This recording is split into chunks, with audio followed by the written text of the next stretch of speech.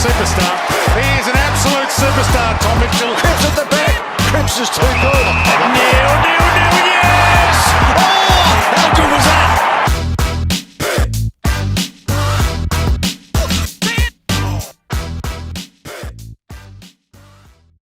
Tom, robbed of the Norm Smith Boyd, as he likes to refer to himself as. I've got a few close friends, a few close sources who have told me that whenever the grand final replay comes on, that quote gets a run. Is this? Can you confirm or deny this?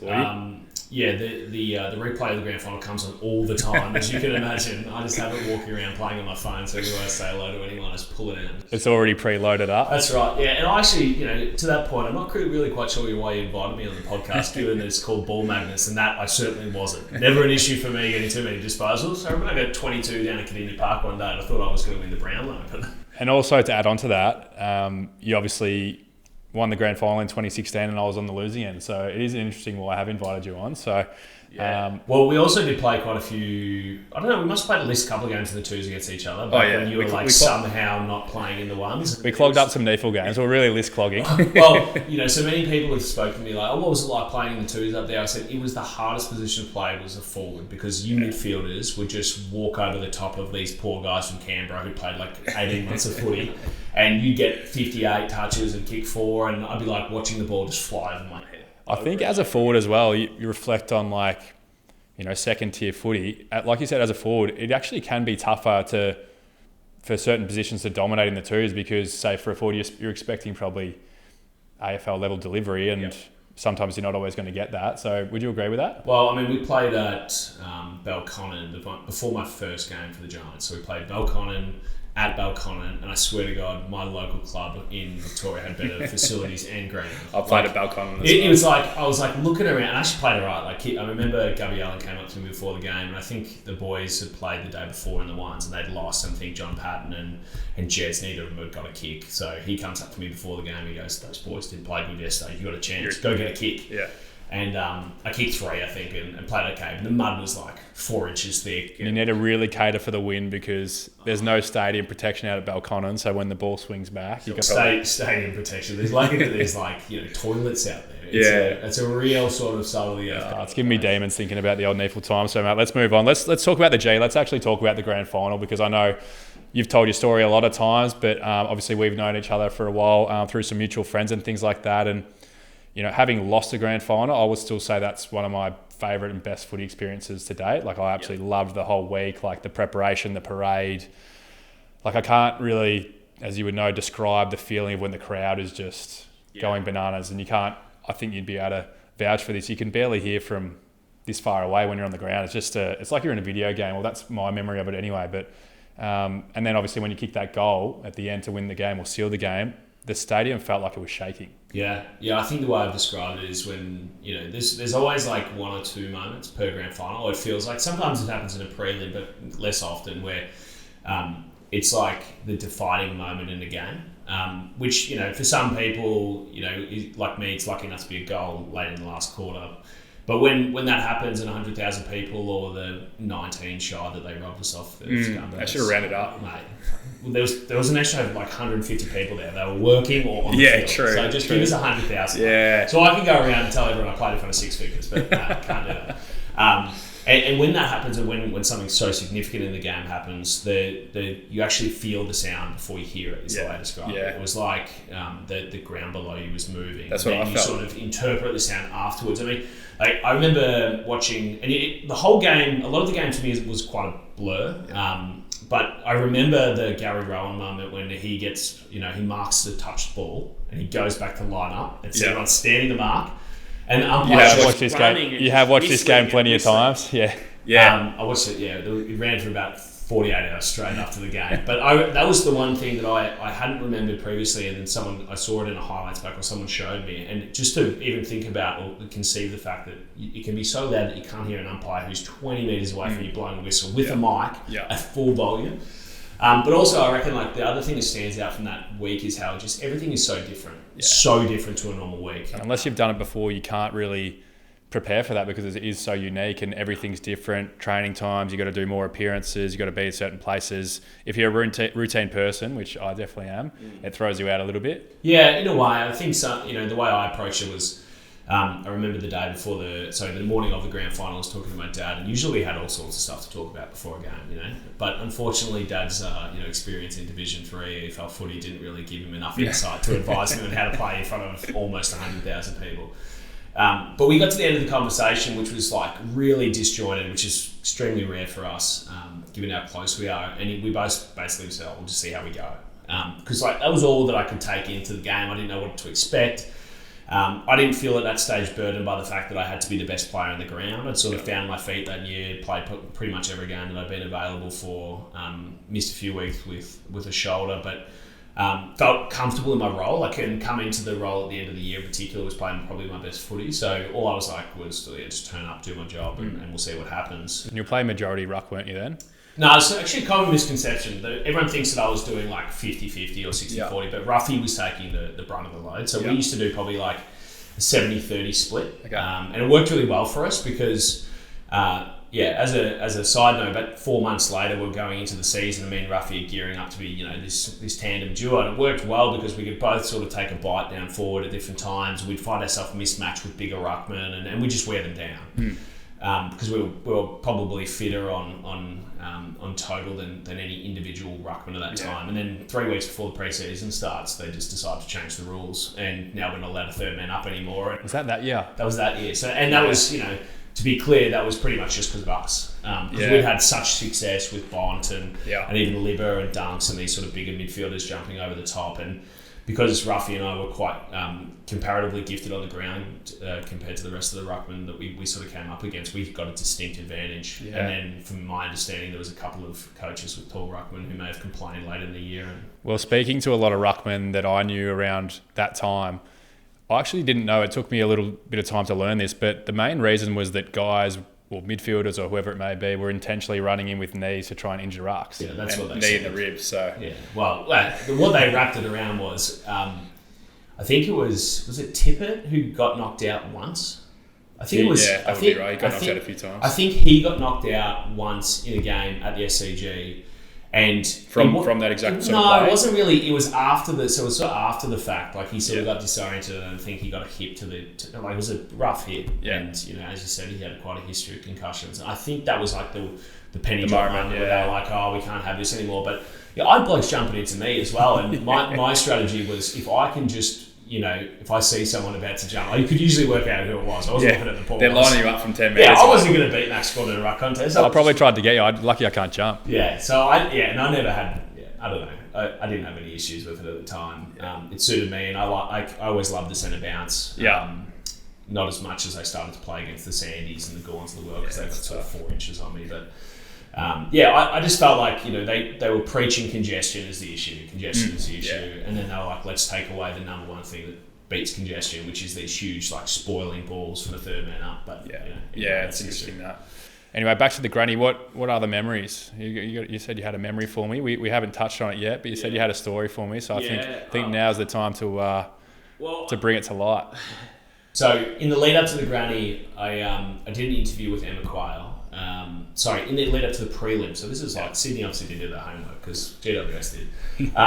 Didn't work out well for them. But anyway, so leading into the prelim, I did an interview with Emma Quayle, who used to write for The Age, and she was sort of like someone I quite trusted and got to know during my draft years. She's an awesome writer and person to be around. And we were talking about the year that was and the experience and going up against my old side, and I mentioned like one little like line in this sort of double page spread about my shoulder injury that I'd had all year and that I was anticipating getting a Rico, which is super common, right? Like most guys play with shoulders for the most part of the year, and then a lot of guys play sore. Right, exactly, and it's specifically with shoulders or upper limb issues. They're like, you'll be right. Non-weight bearing, just tape it up. You'll be fine.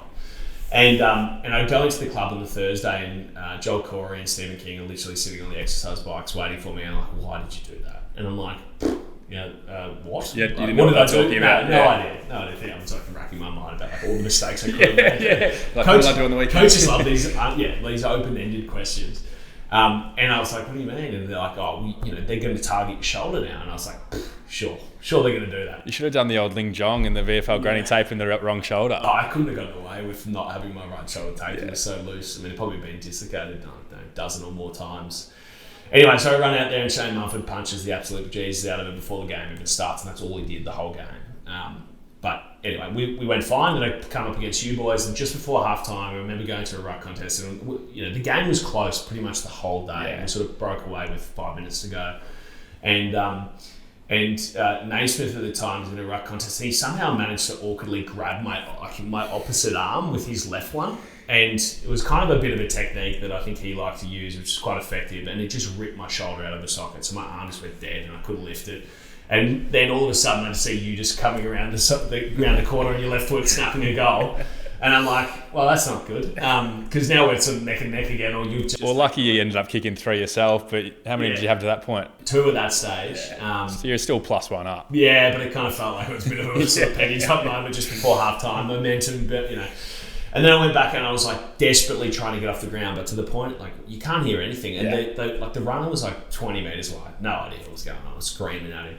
Anyway, so going to the ruck contest, and I realise I can't lift my right arm, so I have to go in. I'm doing this real awkward, like left arm, right arm. I'm just going to jump into him. Anyway, they almost kicked another goal because of that. Wow, so you dislocated your shoulder before half time and then still played the game out as well. Yeah, I mean, they call it a sublux, but at that stage, it's like it's popping out of the socket and then it's popping back in. And once you get it fixed, it'll stay out because you've got enough sort of strength there or structure there to hold it out. But when it's bad enough and you've got like no ligaments, like, it just like goes in and out all the time. And luckily enough, it was actually kind of good because it just meant at half time I didn't have to listen to anything that anyone said. I just sat there and stay in your zone, get your shoulder fixed up. Mate, that's incredible. The fact that you're able to finish the game you did, because I've done a few subluxes as well. It can be quite painful when it's when it is doing that. So I'd be interested to hear your experience, but the first ones were always the worst, right? Like, Yeah. As you sort of do it over and over, it's like you expect it to happen almost. Yeah, as a guy who's been out of the game for 3 and a bit years now, the things that you put your body through when you're playing, like the things that you just accept, the compound dislocation, I did 2 or 3 of my fingers that way. I've always played the next week. One of them I trained the next day.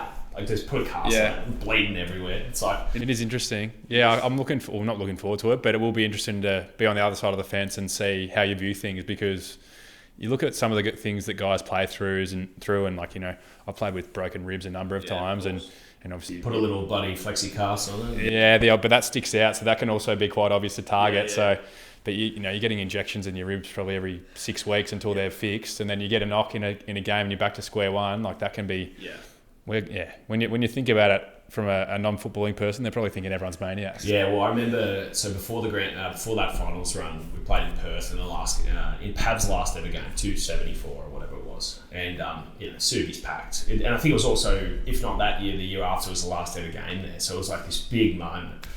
And we get, again, absolutely smashed. And in the first quarter, about 20 minutes in, I go sort of running back with the flight, trying to mark a ball inside 50 and land awkwardly on my bad ankle and just like smash it. I don't know what grade it would have been, but great I went in, great. Well, I did the full grade 4 months when I was 17. And so I was 21 at this stage, and it was bad enough for me to go, this is not good going to finals. So I went down to the rooms and they strapped the absolute living hell out of it, as you can imagine. Could have bloody bent it if I wanted to. Jabbed it up, and then I'm doing tests on the sideline with the head physio, and doing the cutting and the jumping whilst getting abused by all the Freo fans. It's always fun. Freo and Port. Well, they're a lovely group of people. Really sort of nasty of the opposition. Anyway, so then the physio gets back on the phone and I just hear him call the box, and they're like, so he can't run, he can't jump, and he can't change direction. What do you want to do with him? And they're like, put him in the ruck. And so I played the whole rest of the game by myself in the ruck against Sandy. I'm like, that's your worst. That's got to be someone's worst nightmare. That'd be my worst nightmare. I actually played it right. I mean, the jab worked. And, and then the next you would have thought shocking. Yeah, it was terrible. And then, but luckily that was the first bye. This is the whole, hey, the Bulldogs got the advantage of the bye. Well, so you don't think you would have played the next week? Oh, I would have for sure. I mean, ankles are sort of similar to shoulders, especially lateral ones. You can just strap. Yeah, lateral. But we've gotten to the point where one of the misnomers I think of that period of time is we played on the Sunday and then the Thursday. So it's not like the bye was like 2.5 weeks. It was. What is that? 4 days 10 days or 11 days. Exactly. So it was just the stories that come out are always interesting, and I do remember how viciously the Sydney fans still remember the free kick count from the 8 to 20. We didn't plan that, but I do reckon that Woody's hit on Hanbury was fair. Let's not go into it, mate. It's gonna. I'm still recovering from it. It's like 7 years old. I think I may have been on the bench when Hanbury got cleaned up by Woody, and that was like, there's no way that's not a free kick. Yeah, there's a few. They killed him. So anyway, let's not talk. That's not good. You did that on purpose. I get to live in Rubbing the salt past. into the wound. I get to live in the past because I'm done now. You got to live in the past. Yeah. You can be the guy at the pub with the feet up saying, "Oh, Well, how good was I?" I've often sort of said to people, they said, "Oh, you kicked a goal from 50 or whatever." I said, well, and then it became the centre square because that's what the call says. And now I just say, like, I kicked it from centre half back. Yeah, you kicked it 80, biggest kick ever, mate. Let's pivot a little bit. So obviously the drafts just happened, and obviously at Collingwood, I can say we've got four new draftees or 3 new draftees. Anyway. It's always an interesting time. Like, it's at the time I remember getting drafted as you would know. You went. What pick did you go? I was 21, father-son. Yeah. Where would you have gone otherwise? Well, funny story. I don't know if I've ever told this publicly, but so that year the Giants had the first 3 picks in the draft. Right. And so... Because you are you Patton's year? Yep. Yes. Okay. Yep. So, Giants had the first 3 picks. So I was actually, when I was 16 years old, I had a really good national carnival in the under-16s, and after that carnival I had a contract from the Swans on the table and a contract from GWS, and I wasn't eligible to be one of those 17-year-olds, the mini draft. I wasn't eligible. I think it was January to April born, and I was May. And so Giants said to me and my family at the time, they said, we want to sign you. If you don't nominate for father-son, we'll take you with one of those few picks. So it was a big, 6 months I had to decide whether I wanted to go to the Swans or GWS. And I remember touring both of the facilities and facilities is generous. Well, that's what I mean. I think that was the difference in the end, because obviously the GWS, they were in Blacktown at the time. They're in Blacktown. They were building the stadium, so you couldn't really see. You couldn't see what the vision was. Like you could feel it, but anyway, I went with what I felt at the time was Sydney Swans. So it got worse before it got better. The Giants facilities, because they realised no one wanted to go to Blacktown. Then we moved to City Olympic Park. Then they didn't have a facility there. Yeah, I remember that's when they were building the stadium, had all the cranes out, so there wasn't much to see. Athletics track. I thought we were going to play on a dirt patch. Honestly, I mean, not that everyone can see this, but this room is not very big. This is how big the gym was. And there was like 45 guys in it. It was ridiculous. And it was like 50 degrees. And Breakfast Point, we were at Brecky Point. I was, yeah. It was a really, really... All the Giants boys living basically on top of each other, like you're all neighbours, all footy. Yeah, I think it's like slightly differently described than it actually is in reality. So Breakfast Point, when it was finished, was intended to hold 10,000 people as a suburb. I think everyone thought we lived in a house. Yeah. By the time 40 blokes in a frat house. Yeah, well, actually, funnily enough, I put up this story. So they had like a little country club thing at Breakfast Point that we had access to for not that long, but a period. So we'd go in the sauna and. Actually, I remember going to the country club. That was my favourite part. Yeah, and they weren't super keen on us going in there because that was where all the... They had the pool right on the water there. Yeah, and that's where all the wealthy people were supposed to hang out. And we were just like these knucklehead draftees. Like all these kids. 50 grand a year or whatever it was. And I put up a photo going, oh, look at the new digs, sort of leaning into the fact that we had a country club. And every one of my mates thought it's where we lived. Yeah. It's like, so there's 45 guys in this house. I'm like, no, there's not. Yeah. It's a huge... Well, let's just go with the story. No one needs to know that. It's always sounds better when you put a bit of mail. But the truth be told, there was the Palace Hotel, which was the famous pub that was just outside. And on any given day, there was one person you were certainly going to see in that, and that was Kevin Sheedy. He was always there. Really? So Kev was up in Sydney having the time of his life as well. Yeah, the first time I met Kev, let's just say, I walked in as pick 1 and he had no idea who I was. And he was supposed to be coming. That is unbelievable. I'm like, not that... He's probably been there and done it too many times, winning too many flags. It's just, It's like, I play 100 games. But he also, people also thought he was my coach, and he wasn't my coach either. And I don't think he'd coached that much the year before. I think Leon... Was Choco there at the time? Choco, I think, was only as a senior assistant. Yeah, okay. And Leon basically coached from day dot in terms of when Sheets handed it over. And it's pretty great when that was too. Yeah. But it was just like, the weirdest thing was, like, I came from a community footy club like we all do, right? Yeah. Where it's like, everyone get better, everyone work together to help each other. The club winning is the best thing, the team winning is the best thing. And then we were just like this sort of motley crew of first round picks. All so talented. But also insecure and no idea where we fit. And I think quite quickly there was guys who'd been there for a couple of years and they'd been in the top 10 or the top 20 or whatever, and you could see them going like get this fear about them about whether they were going to basically fall by the wayside just by means of the fact there was so many number 1 picks. Yeah. So we had 7 blokes changing in the team every week.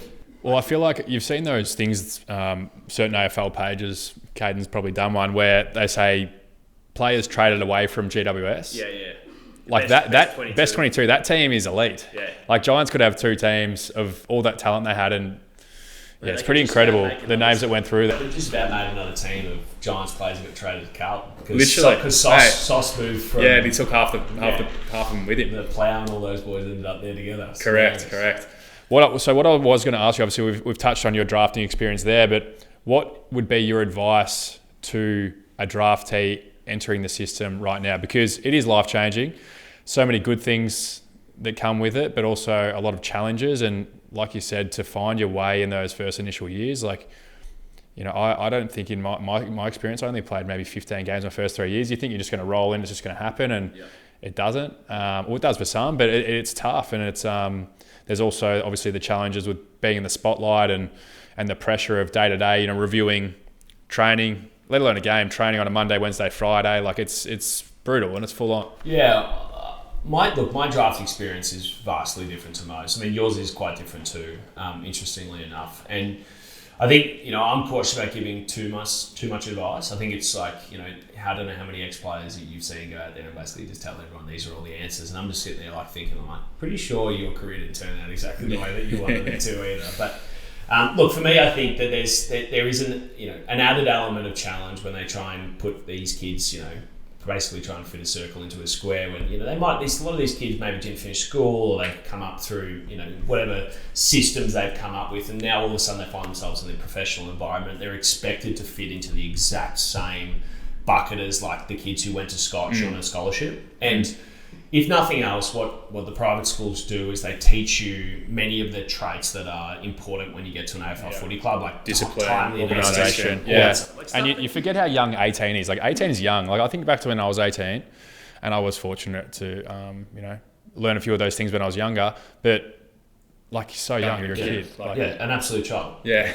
And look, we're still just big kids. I thought I knew what I was doing, as I'm sure you probably did. Yeah, you think you do at the time. And look, I'd done really well at school, and I'd sort of focused on my footy, and I'd kind of solidified myself as the first pick pretty early in the year, and I was sort of, I was basically mine to give up, and then I got injured, so I didn't really have to prove anything. It was a very weird experience of me going from being like a potential number one to a definite number one to like the best key forward that's been through recently. All the while, I'm just watching from the stands. Like that's because the other thing that people don't understand, and perhaps will actually answer your question, is one of the things that you get when you're a 17-year-old, 18-year-old is you get the positive media experience. Like everything is positive. Like, all right, this kid's got these strengths, and they might give you like a needs to work on, like RFIs. It's a very kind way of saying not very good at, but the plus column's always way bigger than of course, Once you turn 18, it's pretty much free game.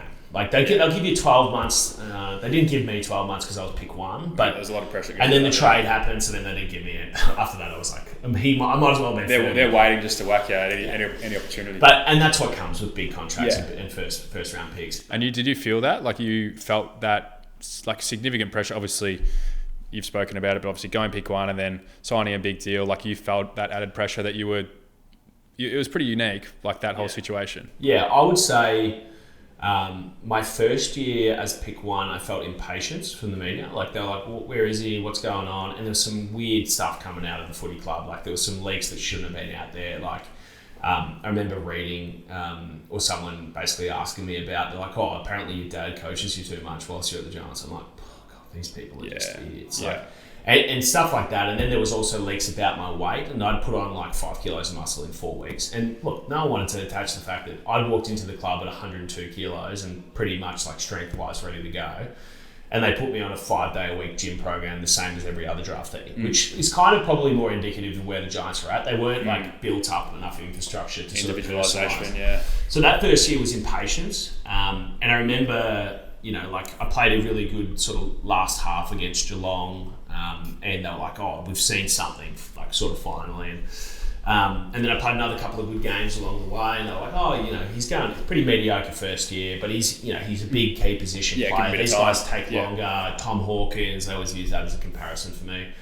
And then once I signed the deal, which was a whole nother, you know, experience in itself. But once I signed the deal, I walked back into Victoria and I did the first ever like presser, kiss the baby, as you would, you know. I'm sure you did recently. Yeah. You know, I'm new to Collingwood. Yeah. Hey everyone, I'm a good bloke. Yeah. I did that at Williamstown North Primary School, right? Yeah. And it was literally like sun shining, chuck a polo on, do a couple of handballs, get a couple of media shots, and then do a presser. Yeah. And I remember it was probably the like second or third question they asked me, which was like, so what do you think that your trade means for the overall free agency market? Or something like that. Like they asked me about like macro movement in the AFL. Dropped the bomb on you. I was like, and you're still 19. I was like, no. Yeah, been traded once, been in the league, played 9 games. Not a huge amount. Yeah. Sign a big deal. That's like the extent of my experience. Yeah. And look, a lot of that was, the masterful work of Pickers to push and pull and use the media to his advantage, given his relationship with Hutchie in particular. So it was just a weird moment where they clearly felt like they had enough collateral to say, his junior days are done, his sort of, apprenticeship's done, now we get to judge him. Yeah. And I don't know, I've said this a bunch of times publicly, but I think one of the reasons that drove the sort of cynicism towards me was for the football loyalists of the world, like the one clubbers, you've got to play for one club. This club gave you your chance. Like, me and you were, be loyal. Yeah, me and you were in a similar position. We had a choice basically when we first got drafted, as in any club would have taken me basically. Yeah. If you go pick one, it's like kind of obvious that you basically get picked in the first 18. And likewise with you, you had a choice where to go. So, at the end of the day, I do believe that if the club builds a relationship with you and they care for you and foster you and develop you, you should reward them to a degree, but not to the degree that you sacrifice like enjoyment. Well, on the contrary, like I don't think loyalty really does exist in footy. No, they tell you it does. Yeah, they tell you, but like as soon as you're not helpful to them, you're out the door. So I remember. I think as soon as you learn that, you realise that The biggest penny drop moment was. So at the end of the year at the Giants, or at most clubs, you're supposed to completely empty your locker, right? Which is just in case something happens. But not that we're not going to be loyal to you, but if we aren't, we're going to make sure you don't have to come back. Or your little scanner, your scanner stops working. You can't get into the footy club. You've been traded. Then the other thing that they do when I left the Giants, which at the time I hadn't anticipated, where though I didn't have that much sort of relying on my emails, I had a bit. Like you use your emails or the WhatsApp groups to basically build out your entire calendar, even back then. Yeah. Gone. Me, like literally 2 hours after I get traded. Like you never existed. And then everything on my phone stops working because it's all attached to my Giants email. Like I was just naive and you should have used a personal one. Yeah. And I still can't find half the stuff that I was needed from back then. Like I couldn't find any of my like pay slips or anything to do with my tax. Like it was all gone. So then you realise it's like, okay. It doesn't. This is a business. Yeah. No one really cares, and also, I think that whilst the relationships you foster with your teammates and probably even to your assistant coaches is very real. Like the list manager and the head coach is not allowed to have relationships to that degree. But like you said, there's still so many good people in footy who. There are.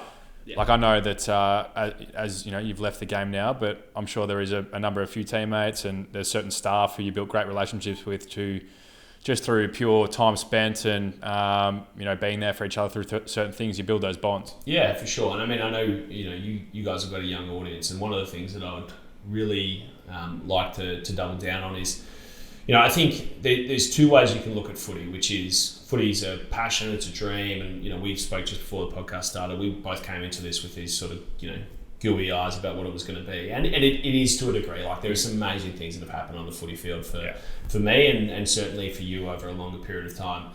But if you only focus on footy and don't consider the fact that you are learning things that are transferable outside the game, but if you don't do the transfer, then you kind of waste a large portion of your development that you can get out of football. And I mean, the stuff you mentioned before, the discipline, the timeliness, the accountability, the work ethic, communication skills, ability to just keep yourself fit and healthy, build relationships, communicate with people who are a lot older than you. All this stuff really matters. Yeah. But it only matters if you package it up in a way that you actually go out once you finish, or at least while you're playing, try and transition into something else. The problem that I think a lot of your players find is whether they finish at 23 like I did, or whether they finish when they're 33, they stop and they haven't done anything to future-proof themselves, and then they go, holy hell, I've got to work out my life all over again at the age of 33, and I've got 2 kids, a house, a mortgage. And it sounds like it's a long way down the track, especially for the younger listeners. But what I'm really saying is footy's awesome. You should do it. You should chase it as hard as you can. You should try and make it to the AFL,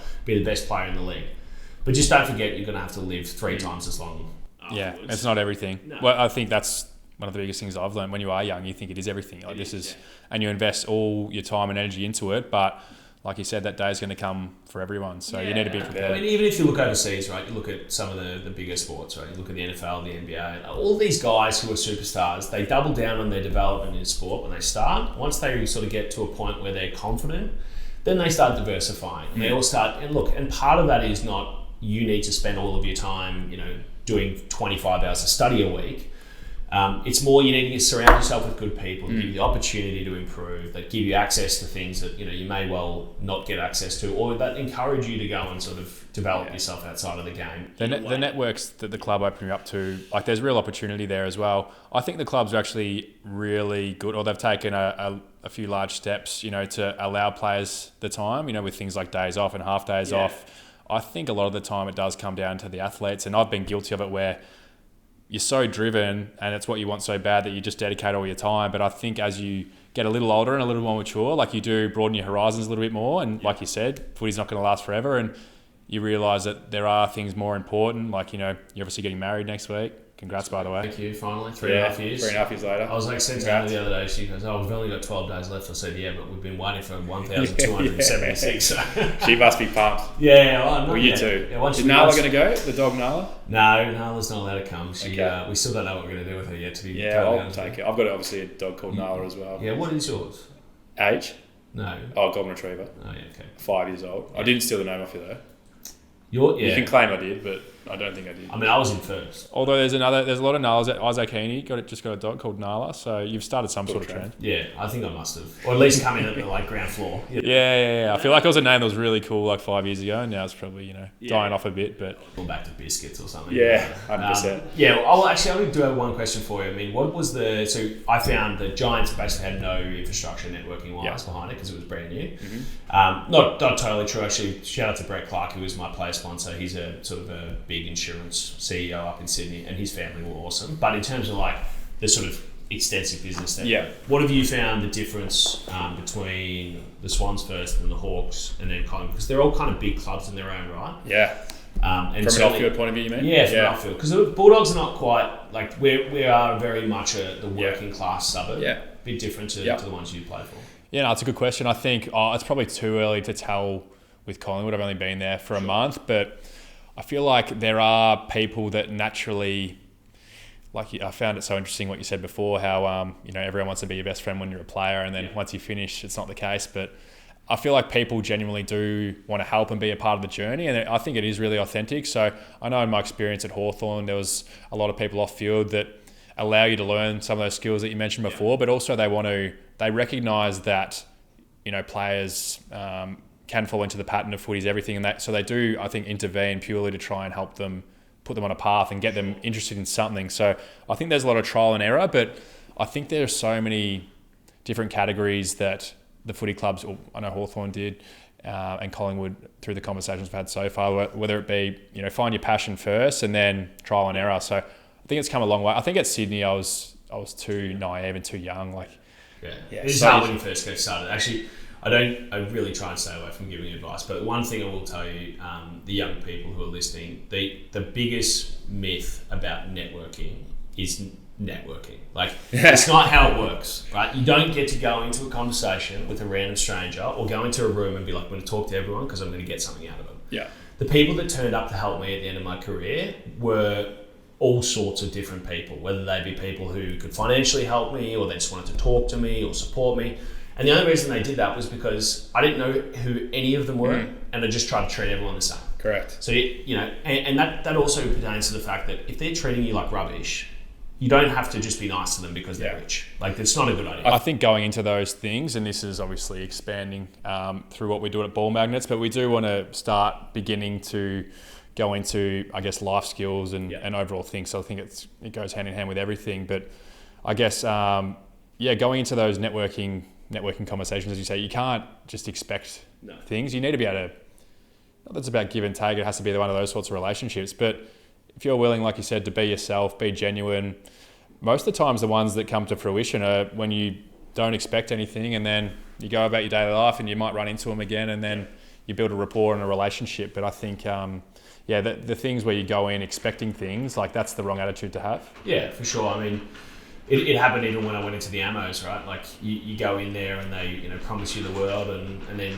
you realise that it's about investing in the relationships you make. And 90% of the things that have worked out now, and like I mentioned to you before, and maybe it's useful just for the context of the conversation, is I work 3 days a week for a technology business. I'm an ambassador for Lifeline and WorkSafe. I also do multiple keynote speaking things. I do a podcast. I do a whole bunch of different things. Pretty much everything that I do all came from me giving first, and then capitalising on it later. And the reason for that is that when you do get out of footy, to the point I made earlier about like this whole set of skills that you have that don't actually mean anything until you put it into a context, I need to invest in learning like at least the sort of grassroots of some sort of career before I can implement the things that I'm good at. And I think people can sense that, like they're instinctive, and people are smart, like they know when you're genuine and not genuine. So I think it's the spot on. It's the way to go about it, and I think it's 100% the reason why you've been able to spread yourself across a number of different fields in which you're passionate about. Yeah, and the way I like to look at it is everything I do is pushing in the same direction. It's just using different vehicles to get there, right? Like the writing of the book is one thing. Let's get talking about the book actually. So I might just read the title here. Lovely segue. Well played by you.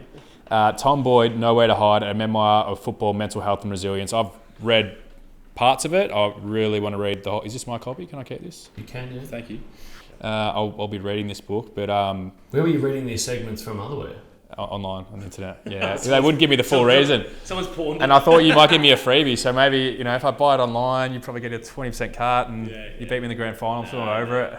I'll explain how book contracts work. But mate, congrats. Like, obviously, you mentioned you did well at school, but to be able to write this yourself, you mentioned before that you had, or off air, you had just an editor help you. So this is purely you, and obviously, a lot of people, sportsmen who do these things, like they normally have a writer. So the fact that you've been able to do this yourself and put this together is pretty incredible. So how long has it's been out for? It came out on August 2. It's funny on the whole writing and the ghostwriting thing. Like most of those books are pretty explicit when they say like there's a writer involved, like because it's a journalist who presumably wants their own recognition and acknowledgements anyway. So it is funny to me that I have to continuously explain that I actually wrote the thing. Well, people assume that you're footballers, you're not that smart, but and it's not so much a sense of something that I'm trying to brag about. It's just like I remember sitting down with the publisher at the time and sort of talking through my options, and I'd basically written a version of the book or a version of the content that I wanted to cover and pitched it to them. And I just couldn't fathom the idea that someone was going to try and write about what was going on in my head. Like it doesn't make any sense, right? Like, I assume how it works is you put it out there, but if you can explain it firsthand, that's in its purest sense realness. Yeah, I think. So there's a vast difference between talking and writing, and the difference mainly is that, as you can tell, like even in this conversation, we sort of bounce sort of rhythmically back and forth, and you sort of brush over things. Like I can say, I had depression, anxiety, and insomnia, and everyone goes, "Oh, that really sucks," but it doesn't sort of hold the weight of what actually happened, and that's because you need to actually explain what those three things mean, and that's part of what I do in the book. And it's certainly not a dark read per se. It's much more of a I think back to when I first joined the AFL, and one of the biggest mistakes I made across the journey of my career was that I always thought I was unique. I was like, no one's going to get me because like I'm the number one pick, biggest deal, second biggest deal in history at the age of 19, win a premiership, etc. Like I'm unique, like no one's going to get it. And then I worked out much later on in my life that pretty much everyone was asking the same questions of themselves, and the doubts and the insecurities and the concerns and the queries and all that sort of stuff that we don't have life figured out. But everyone was going through that in some way, shape or form. And the fact that I sort of considered myself outside of the realm of reality was the reason I didn't get the help that I probably needed. So sitting down and writing it, it took a couple of iterations to really get through the product that is in front of you today, and I'm not doing it again for a long time until I get something else to write about, hopefully. Hopefully got some good wedding stories to write about. Yeah, I don't think so. I think maybe the next one that I'll do maybe in a few years is maybe something around this sort of transition out of the game. I think because that could really help a lot of players. Well, I think I wouldn't write it from my perspective. I think I'd write it from the perspective of a few people. I think the reason is people change careers all the time. And so many people go into their job, whether they're an accountant or whether they're a lawyer or you name it, or a footballer, and they go, this is it. And I'm supposed to do this. And our parents told us we were supposed to do it because they all worked in industries for 50 years. And then they get out of it and they go, oh, well, I failed. Well, footballers, as Chris Anstey told me recently, are the only people, or athletes, he said, are the only people who have to tell everyone when they change careers at the age of 27 that they're retired. It's like, we're not retiring. Yeah. We're changing careers. Correct. And it's a fundamentally different way to think about Yeah. your position in life, because if you retire at 27, 40 years ahead looks really scary. Yeah. If you change careers at 27, no one cares. Yeah. Right? So I think that was maybe that's on the cards in the future, but hopefully the story that I've written so far is useful. That's incredible. Like I said, I've read patches online, and obviously I've listened to a lot of things you've done, and you're a seriously positive and special advocate for men's mental health. So I'm sure a lot of our audience are going to enjoy reading the book if they haven't. But obviously, I wanted to touch on, you mentioned the words depression, anxiety, insomnia.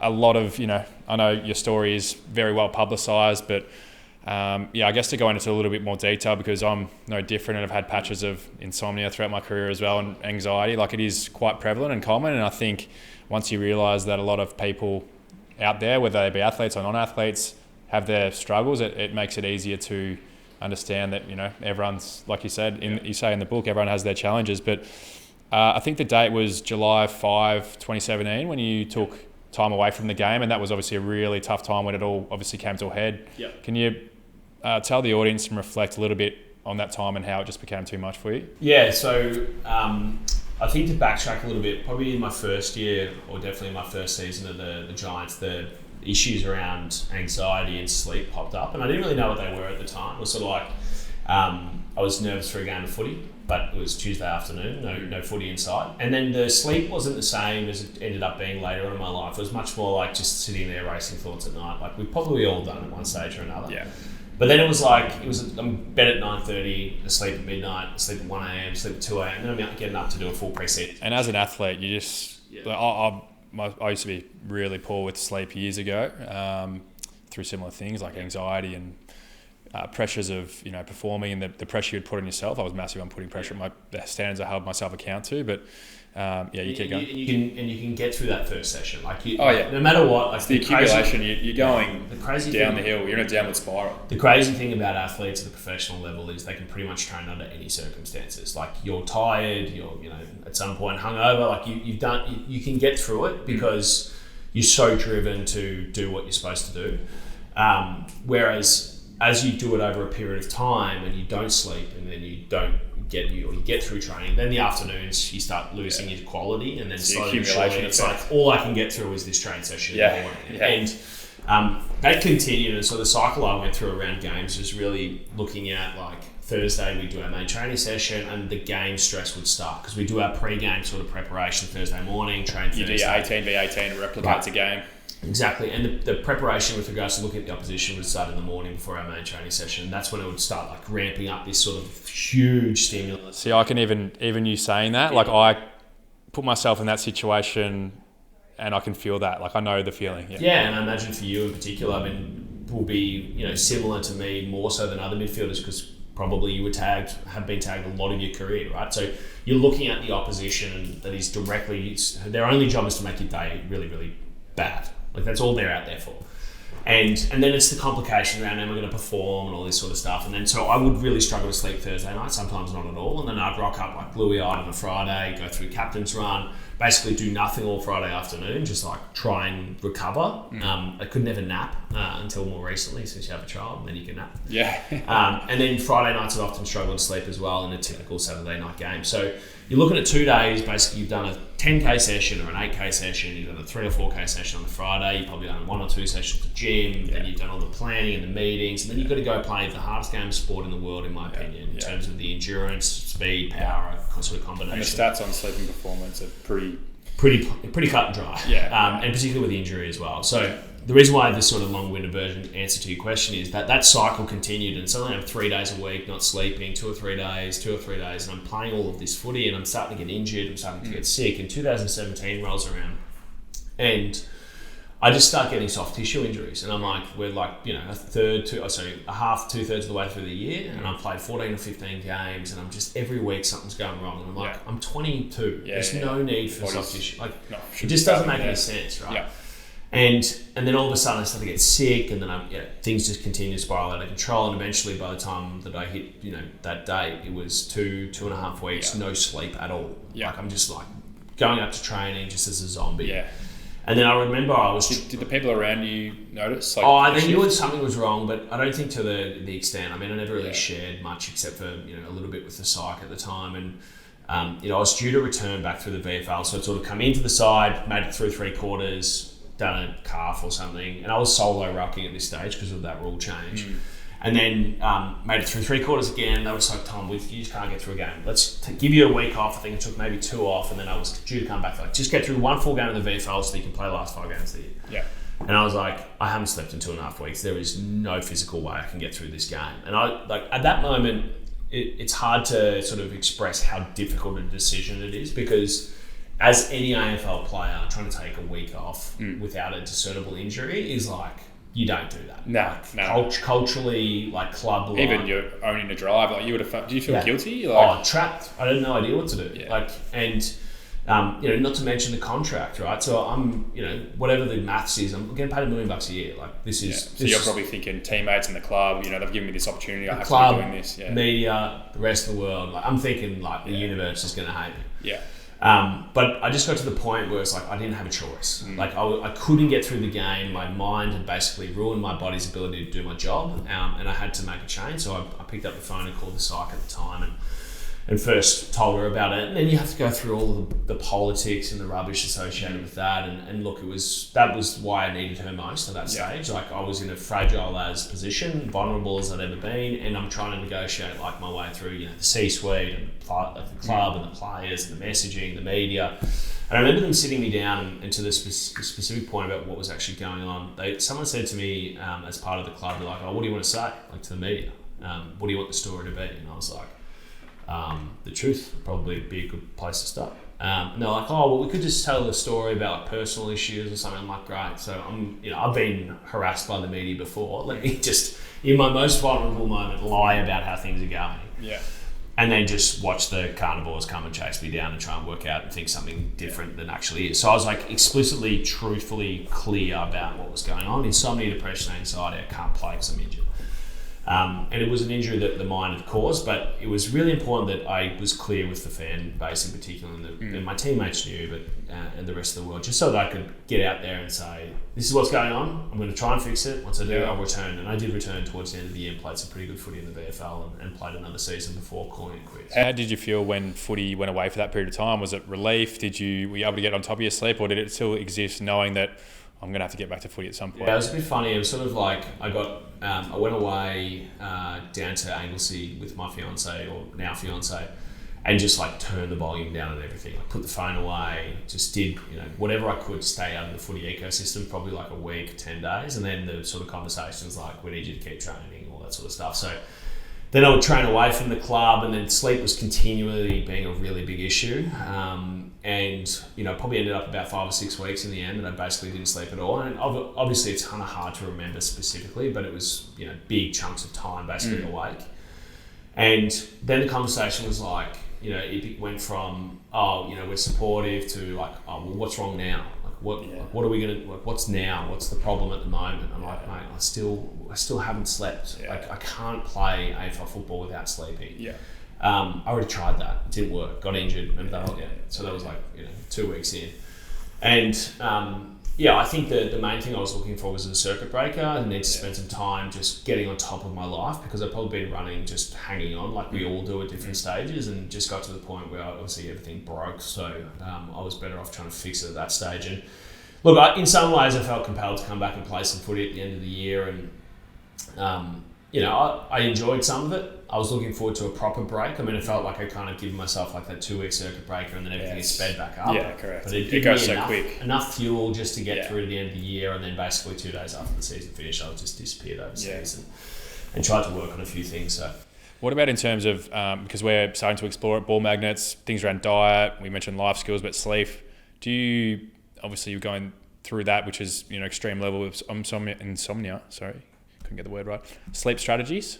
Yep. What do you do to obviously you're in a great place now, but what are some sleep strategies you use? Because there's certain things I do that help me, but I'm interested to hear what you do. Yeah, so I'll tell you the worst of it. So initially when I was going through the like sleeplessness completely, like the strategy is put a chair next to your bed and like sit in the chair till you fall asleep and then get into bed, and if you can't fall asleep, get back in the chair. That was kind of like the strategy for a while, because like, to be really clear, the sort of medical approach is quite sinister in terms of just how like bad any of those sedatives make you feel, and I certainly would advise.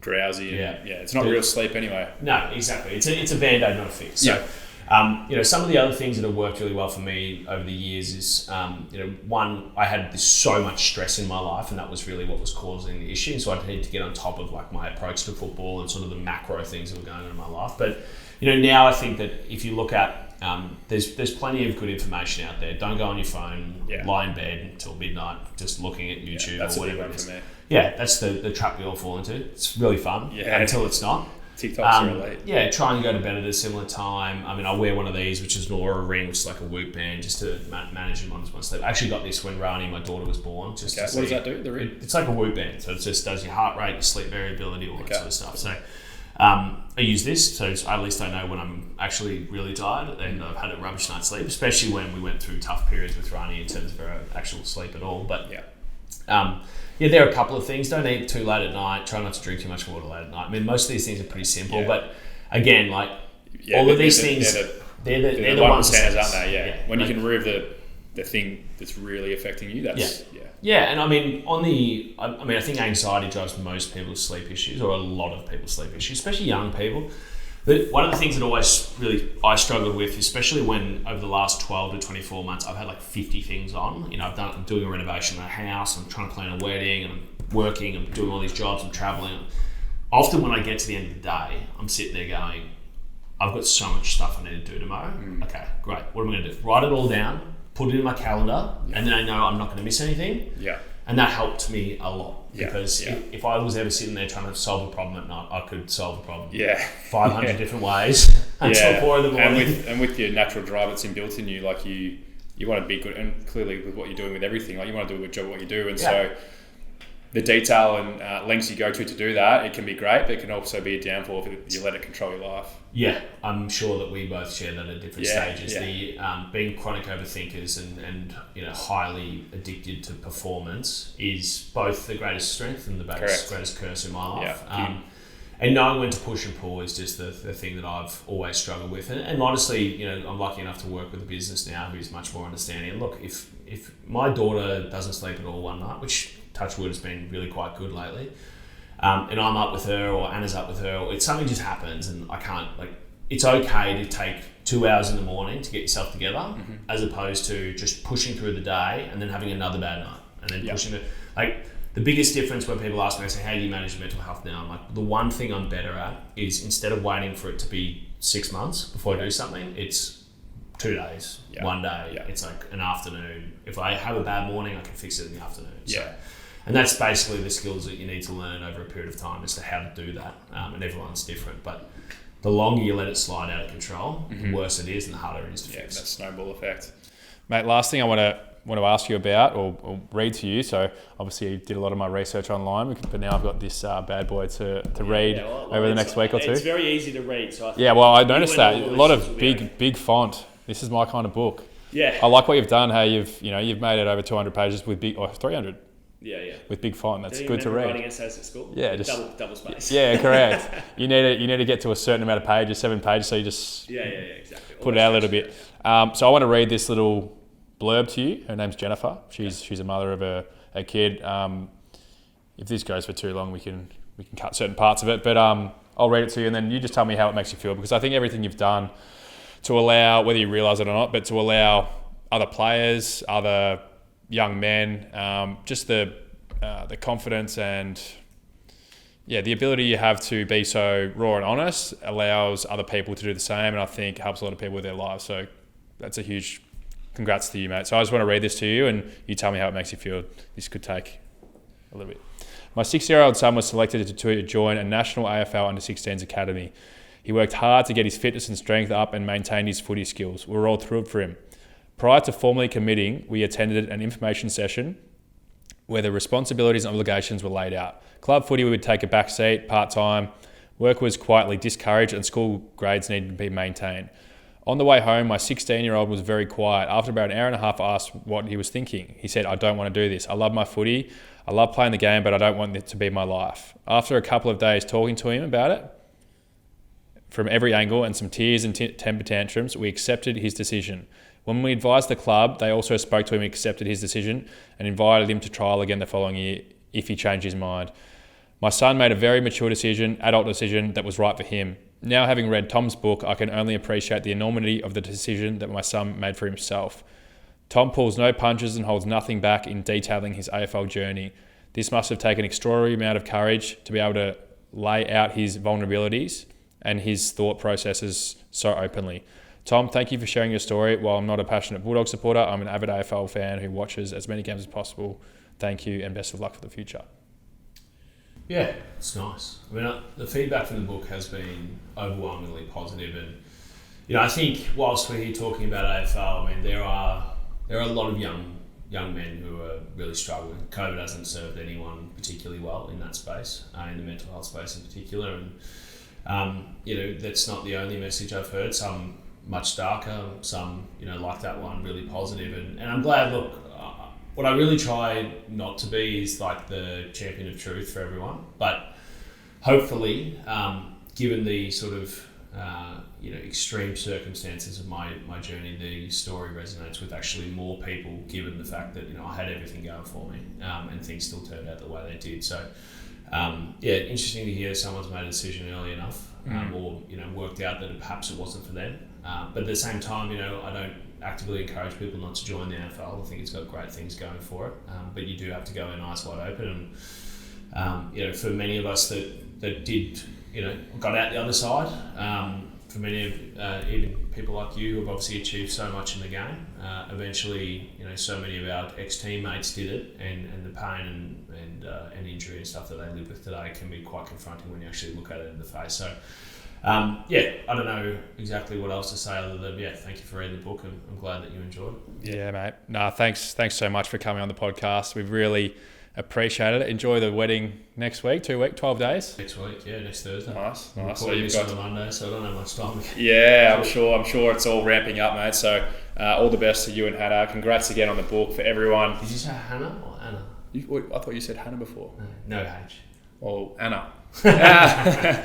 Congrats to you and Anna. Not the first time this happened. I hope Anna's not listening. I'm not sure if she's on Ball Magnets. If not, we'll get her on. She'll probably want to subscribe tonight now. Tom Boyd, Nowhere to Hide. Should be in every bookstore in Melbourne. Bookstores online. I've actually seen it as I've been walking past. There's been Ash Barty and Tom Boyd. So clearly it's selling well, mate. Congrats on both everything you achieved in footy, but also everything you're doing post. And mate, it's great to see you happy and enjoying life and appreciate it. Enjoy married life. Yeah, I'll try. Yeah, enjoy.